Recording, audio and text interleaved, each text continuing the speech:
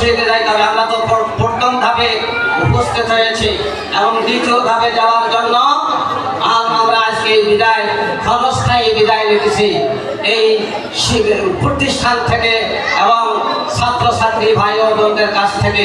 যারা আল্লাহ পাক যেন আমাদেরকে তৌফিক দান করেন।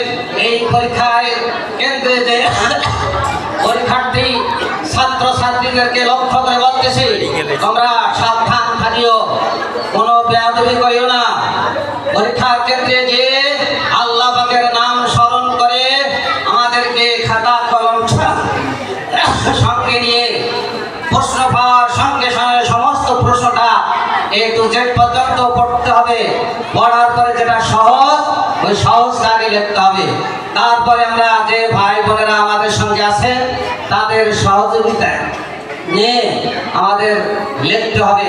আল্লাহ পাক যেন আমাদেরকে তৌফিক দান করেন। আমিন। এখন দোয়ার অনুষ্ঠান